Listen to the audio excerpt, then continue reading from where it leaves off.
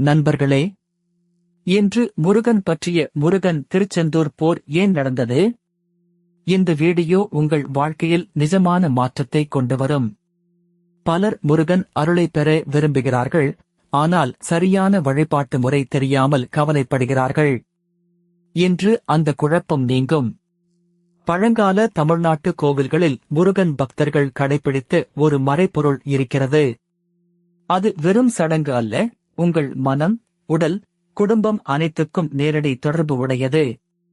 மதுரை மீனாட்சி அம்மன், பழனி, திருச்செந்தூர், சிதம்பரம் போன்ற புனித திருத்தலங்களில் இன்றும் அதே முறை பின்பற்றப்படுகிறது.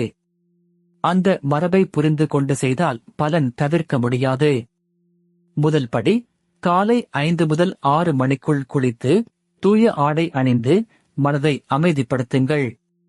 முருகன் திருநாமத்தை மனதில் வைத்து 11 முறை சொல்லுங்கள். இரண்டாவது படி, விளக்கு ஏற்றி புத்தம்புதிய மலர்கள், தேங்காய் அல்லது பழம் படைத்து வழிபடுங்கள். பக்தியும் நேர்மையும் தான் முக்கியம், விலையுயர்ந்த பொருட்கள் அல்ல.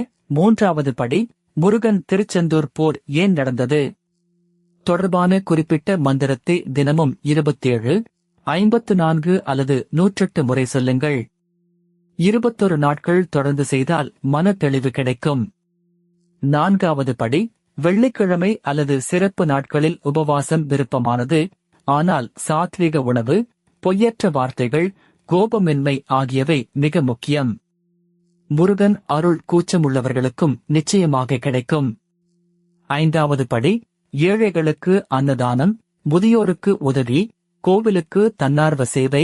இது பரிகாரத்தை பல மடங்கு அதிகரிக்கும். எதிர்பார்ப்பின்றி கொடுங்கள். ஆராய்ச்சியாளர்கள் சொல்வது, தினமும் 5 நிமிட பக்தி ஒலி கேட்பது மூளையை அமைதிப்படுத்துகிறது. மன அழுத்தம், தூக்கமின்மை, குடும்ப பிரச்சனைகள் படிப்படியாக குறையும். உண்மை கதை, சேலத்தில் ஒரு குடும்பம் பல ஆண்டுகள் கஷ்டப்பட்டது. முருகன் விரதமும் நேர்மையான பூஜையும் தொடங்கினார்கள். வியாபாரம், உடல்நலம், மன அமைதி மெல்ல மெல்ல மேம்பட்டது. இன்னொரு கதை, கோயம்புத்தூரில் ஒரு இளம் தம்பதி குழந்தை வரம் வேண்டினார்கள். கோவில் மரபை பின்பற்றி கைமாறு எதிர்பாராத சேவை செய்தார்கள். மாதங்களுக்குப் பிறகு அவர்கள் மனதில் ஆழமான அமைதியும் புதிய நம்பிக்கையும் தோன்றியது. தவறான நம்பிக்கை மற்றும் உண்மை, அர்ச்சகர்கள் மட்டுமே சரியாக வழிபட முடியும் என்பது தவறு.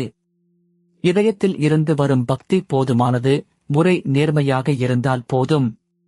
மற்றொரு தவறான நம்பிக்கை, ஒரு தவறு எல்லாவற்றையும் பாழாக்கிவிடும் என்பது தவறு. முருகன் கருணை கடவுள். தாழ்மையுடன் மீண்டும் தொடங்குங்கள், அருள் தொடரும்.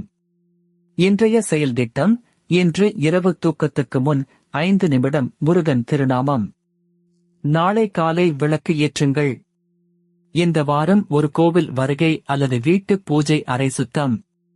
பக்தர்கள் சொல்லும் பலன்கள், தைரியம், மன தெளிவு, கடன் தீர்வு, திருமண நல்லிணக்கம், வேலை வாய்ப்புகள், உடல்நல நிலைப்பாடு. நேரம் ஒவ்வொருவருக்கும் மாறுபடும், பொறுமையுடன் நம்பிக்கை வையுங்கள். தடைகளுக்கான பரிகாரம், சனிக்கிழமை எண்ணெய் விளக்கு ஏற்றுங்கள். அம்மன் அல்லது முருகன் கோவிலில் கருப்பு வஸ்திரம் படையுங்கள். 108 முறை வேகத்தை விட கவனத்துடன் உச்சரியுங்கள். குடும்பத்தில் குழந்தைகள், எளிய சுலோகங்கள் கற்றுக் கொடுங்கள். திருவிழா நாட்களில் அழைத்துச் செல்லுங்கள், மதிப்புகள் அடுத்த தலைமுறைக்கு சென்றடையும். கலாச்சாரம் வீட்டு பழக்கத்தில்தான் உயிர் வாழ்கிறது. அலுவலகத்தில் பணிபுரிவோருக்கு 2 நிமிட இடைவேளை பிரார்த்தனையும் பலன் தரும். முருகன் நேரத்தை அல்ல, நோக்கத்தை பார்க்கிறார். நண்பர்களே, முருகன் திருச்செந்தூர் போர் ஏன் நடந்தது? இது வெறும் கோட்பாடு அல்ல, நாள்தோறும் செய்ய வேண்டிய பயிற்சி. சிறிதாக தொடங்குங்கள், 21 நாட்கள் தொடர்ச்சியாக செய்யுங்கள்.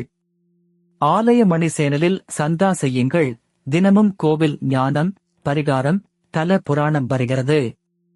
மணி சின்னம் அழுத்துங்கள், எந்த வீடியோவும் தவறாமல் காணலாம். கீழே உரையிடுங்கள், உங்கள் சொந்த ஊர் கோவில் பெயர் எழுதுங்கள். அடுத்த வீடியோவில் அந்த திருத்தலத்தின் சிறப்புகளை பார்க்கலாம். இந்த வீடியோவை குடும்பத்தினருக்கு பகிருங்கள். ஒன்றாக வழிபட்டால் பக்தி மேலும் வளரும். முருகன் திருவடியில் நம்முடையவர்கள். முருகன் பக்தி பாதையில் பொறுமை மிக முக்கியம். முருகன் திருச்செந்தூர் போர் ஏன் நடந்தது?